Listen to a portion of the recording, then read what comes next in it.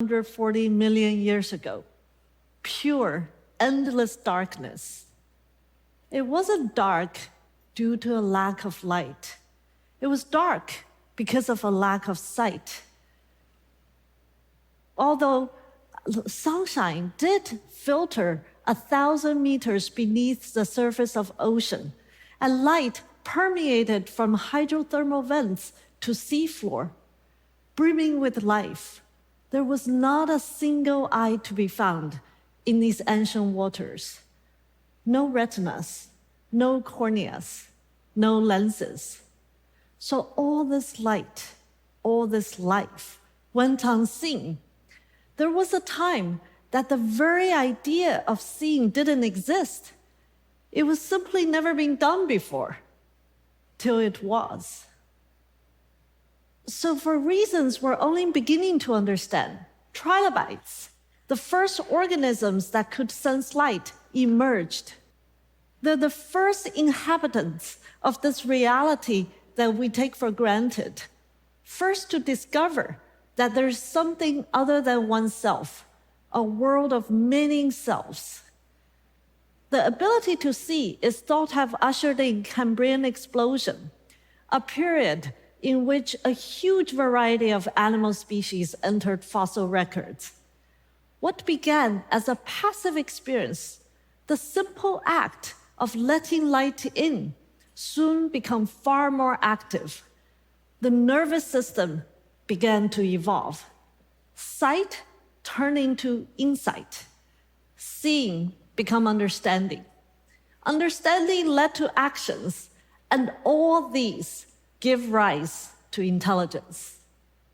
Today, we're no longer satisfied with just nature's gift of visual intelligence. Curiosity urges us to create machines to see just as intelligently as we can, if not better. 9 years ago on the stage, I delivered an early progress report on computer vision, a subfield of artificial intelligence. 3 powerful forces converged for the first time.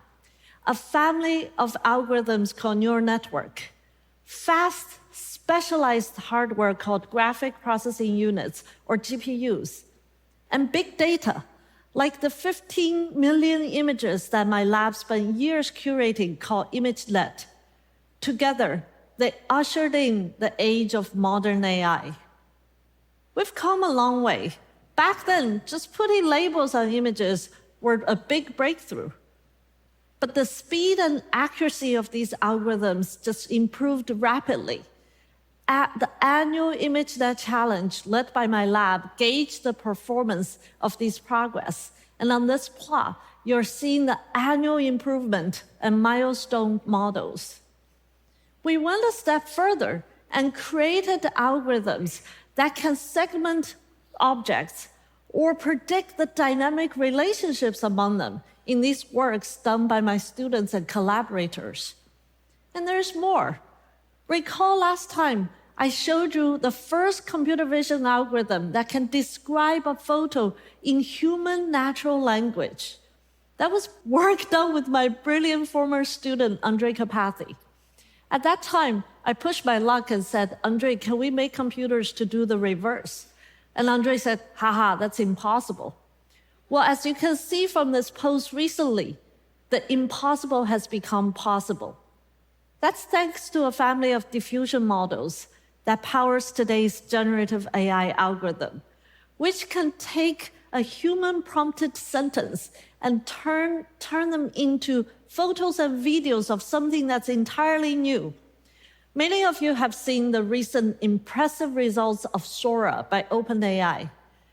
But even without the enormous number of GPUs, my student and our collaborators have developed a generative video model called Walt months before Sora.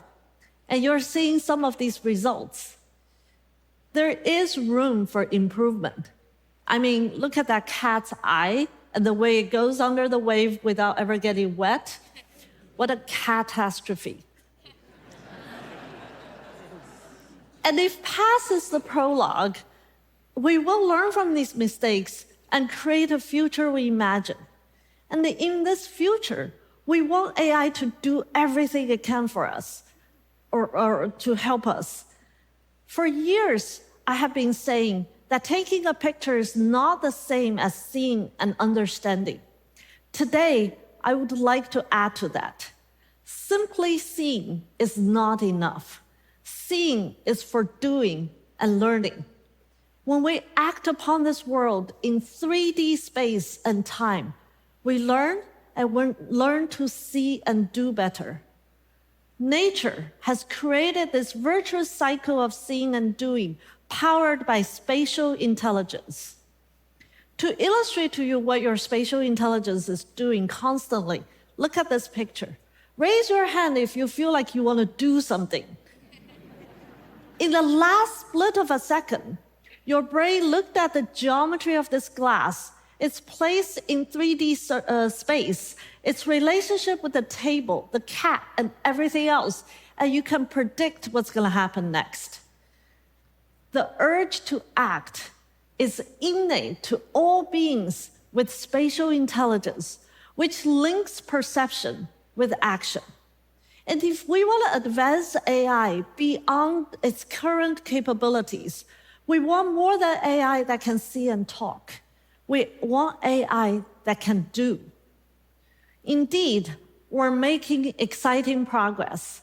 The recent milestones in spatial intelligence is teaching computers to see, learn, do, and learn to see and do better. This is not easy. It took nature millions of years to evolve spatial intelligence, which depends on the eye taking light, project 2D images on the retina, and the brain to translate these data into 3D information.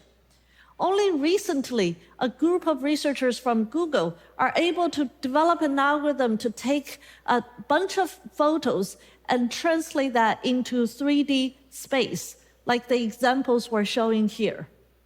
My student and our collaborators have taken a step further and created an algorithm that takes one input image and turn that into 3D shape.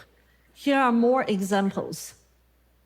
Recall we talked about computer programs that can take a human sentence and turn into videos. A group of researchers in University of Michigan have figured out a way to translate that line of sentence into 3D room layout, like shown here.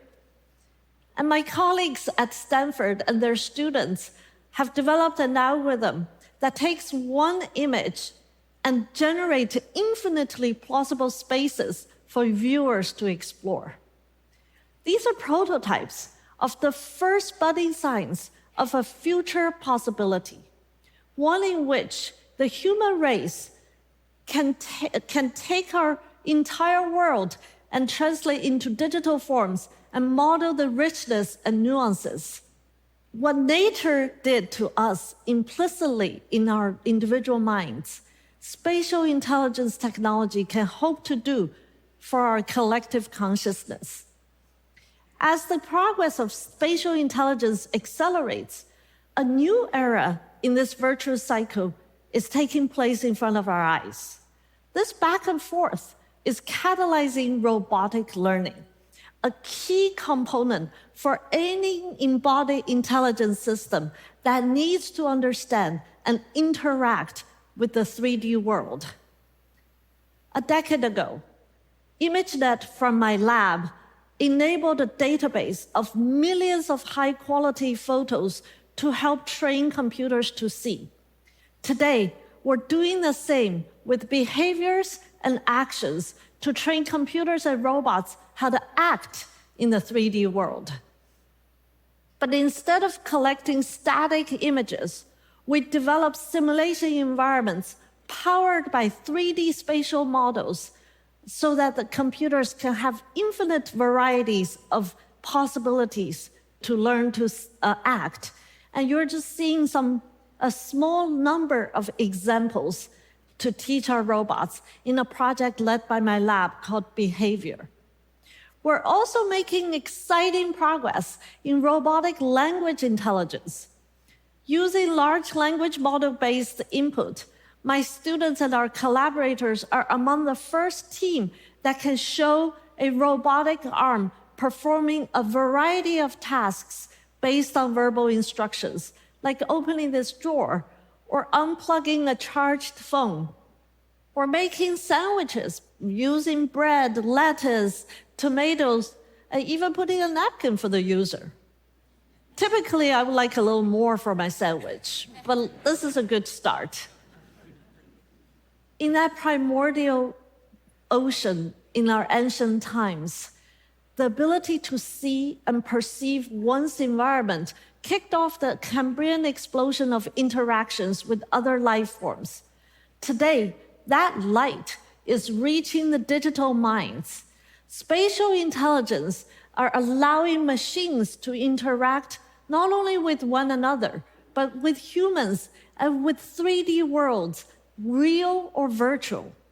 And as that future is taking shape, it'll have a profound impact to many lives. Let's take healthcare as an example. For the past decade, my lab has been taking some of the first steps in applying AI to tackle challenges that impact patient outcome and medical staff burnout. Together with our collaborators from Stanford School of Medicine and partnering hospitals, we're piloting smart sensors that can detect clinicians going into patient rooms without properly washing their hands, or keep track of surgical instruments, or alert care teams when a patient is at physical risk, such as falling. We consider these techniques a form of ambient intelligence, like extra pairs of eyes that do make a difference. But I would like more interactive help for our patients, clinicians, and caretakers who desperately also need an extra pair of hands. Imagine autonomous robot transporting medical supplies while caretakers focus on our patients, or augmented reality guiding surgeons to do safer, faster, and less invasive operations. Or imagine patients with severe paralysis controlling robots with their thoughts, that's right, brainwaves, to perform everyday tasks that you and I take for granted. You're seeing a glimpse of that future in this pilot study from my lab recently. In this video, the robotic arm is cooking a Japanese sukiyaki meal controlled only by the brain electrical signal non-invasively collected through an EEG cap. Thank you. The emergence of vision 500 million years ago turned a world of darkness upside down. It set off the most profound evolutionary process, the development of intelligence in animal world. AI's breathtaking progress in the last decade is just as astounding. But I believe the full potential of this digital Cambrian explosion won't be fully realized until we power our computers and robots with spatial intelligence, just like what nature did to all of us.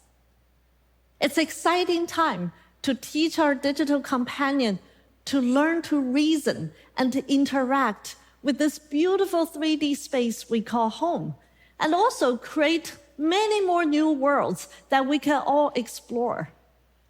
To realize this future won't be easy.